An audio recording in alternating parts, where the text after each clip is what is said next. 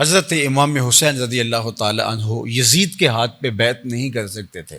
آج اس واقعہ کو دھندلانے کے لیے اور اس واقعہ کو مسخ کرنے کے لیے یہ کہا جاتا ہے کہ حضرت امام حسین رضی اللہ تعالیٰ عنہ کی تو اقتدار کی لالچ کے اندر چلے تھے، لیکن راستے کے اندر گھیر کر کے شہید کر دیے گئے۔ اللہ اکبر۔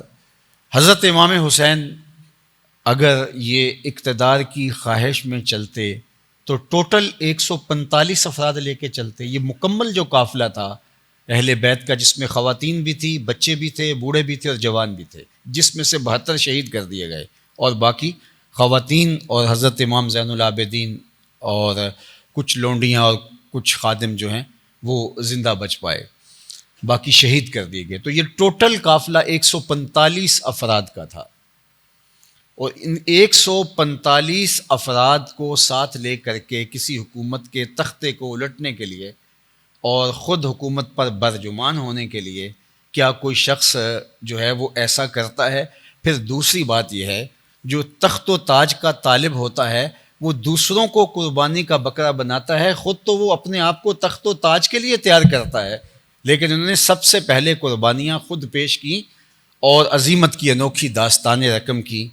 اقبال نے بڑی خوبصورت بات کہی کہ مدعائش سلطنت بودے اگر تا نہ کر دے بات چنی ساما سفر۔ اگر آپ کا مدعا اور مقصود سلطنت کا حصول ہوتا تو اتنے تھوڑے لوگوں کے ساتھ جو ہے وہ کبھی بھی سفر نہ کرتے۔ یہاں ایک دوسرا طبقہ ہے جو صحابہ کو گالیاں دیتا ہے اس وجہ سے کہ انہوں نے امام حسین کا ساتھ نہیں دیا۔ امام حسین تو مکہ کو چھوڑ گئے اور مدینہ المنورہ کو چھوڑ گئے کہ یہ سرزمینیں لالہ زار نہ بنیں، اور آپ کوفے کے ارادے سے گھر سے نکلے تھے۔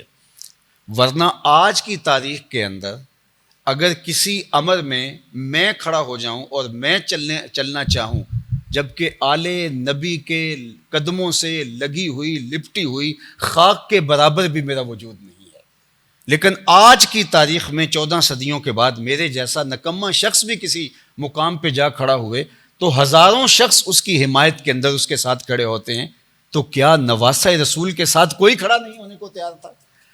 تو بات یہ نہیں تھی۔ حضرت امام حسین رضی اللہ تعالیٰ عنہ نہ تو آلات حرب و ضرب لے کر گئے تھے، جو تلواریں اور جو ان کے پاس ضروری سامان تھا وہ عربوں میں مروج تھا کہ وہ سفر میں بھی اتنا سامان رکھتے تھے۔ باقی خواتین ساتھ پھر لے کر کون جاتا ہے جنگوں پر؟ پھر 6 ماہ کے بچے کون لے کر کے جنگوں میں جاتا ہے؟ مکہ المکرمہ اور مدینہ المنورہ خون سے لالہ زار نہ بن جائیں، اور یزید ہر صورت میں آپ سے بیعت لینا چاہتا تھا اور آپ بیعت نہیں کرنا چاہتے تھے۔ اگر وہ مزاحمت نہ کرتا تو صورت اور ہوتی، اس لیے آپ کوفے کو اختیار کر رہے تھے کہ اپنے بچوں سے کے ساتھ وہاں شفٹ ہو جائیں، اور میں یزید کی بیعت نہیں کروں گا، اور یزید وہاں جو ہے وہ مزاحمت نہیں کرے گا۔ لیکن یزید کے کارندوں نے راستہ روک لیا اور امام حسین رضی اللہ تعالی عنہ کو ادھر مسلم بن عقیل جب وہاں پہنچے تو 40,000 کوفیوں نے آپ کے ہاتھ پہ بیعت کی۔ عبید اللہ ابن زیاد کا ذکر میں نے کیا، وہ واپس آیا اور اس نے اتنے زوردار انداز سے لوگوں کو ڈرایا دھمکایا کہ وہ امام مسلم بن عقیل کا ساتھ چھوڑ کے بھاگ گئے، حتیٰ کہ امام مسلم بن عقیل کو شہید کر دیا گیا۔ اور حضرت امام حسین رضی اللہ تعالی عنہ کا ایک قاصد کہہ لیجئے، اس کا نام تھا قیس بن مسہر السیداوی، خط و کتابت ان کے ذریعے ہوتی تھی، تو یہ بھی شہید کر دیے گئے۔ یہ جب خط لے کر گئے امام حسین رضی اللہ تعالیٰ عنہ کا تو ان کو پکڑ لیا گیا اور ان کو شہید کر دیا گیا۔ ترمح بن عدی بن حاتم، حاتم تائی کا پوتا، حضرت عدی بن حاتم رضی اللہ تعالیٰ عنہ صحابی رسول کا فرزند ترمح، یہ کوفہ سے واپس آ رہے تھے اور کوفہ کے حالات انہوں نے بچشم خود دیکھے۔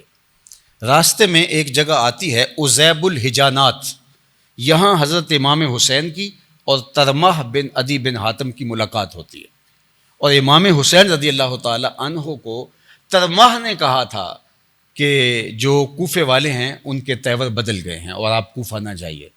اب ذرا دیکھیے، مدعائش سلطنت بودے اگر تا نہ کر دے بات چنی ساما سفر، تو ترمح بن عدی نے کہا کہ حضرت آپ اب کوفے کا ارادہ ترک کر دیجئے اور میرے ساتھ آجا اور سلمہ کے پہاڑوں میں آ کے قیام پذیر ہو جائیے، اور میں 20,000 جنگی نوجوان آپ کی پشت پہ کھڑے کر دوں گا، اور ہمارے یہ وہ پہاڑ ہیں کہ جہاں پر جب غسان کے بادشاہوں نے عربوں پہ حملے کیے تو اس وقت ہمارا آزاد خطہ ان کی دست برد سے محفوظ رہا۔ ہم آزاد قبائلی لوگ ہیں، ہم کسی کی دسترس قبول نہیں کرتے۔ آپ آئیے، قیادت کیجئے، اور ہم آپ کے پشت کھڑے ہوں گے، اور 20,000 نوجوان جو کہ جنگجو ہیں وہ آپ کے ساتھ میں کھڑا کروں گا۔ یہ ترمان حضرت امام حسین رضی اللہ تعالیٰ عنہ کو پیشکش کی۔ اگر سلطنت مقصود تھی، کوفے کے حالات بدل چکے تھے، تو حضرت امام حسین کے لیے ان حالات کے اندر اس سے بہتر کیا پیشکش ہو سکتی تھی؟ لیکن ترماح بن عدی کی اس پیشکش کو مسترد کرتے ہوئے ان کا شکریہ ادا کیا، اور آپ نے فرمایا کہ ہم آگے بڑھیں گے۔ پھر تاریخ کا وہ المناک حادثہ روح پذیر ہوا کہ صدیاں گزرنے کے باوجود آج بھی اس کی یادیں تازہ ہیں۔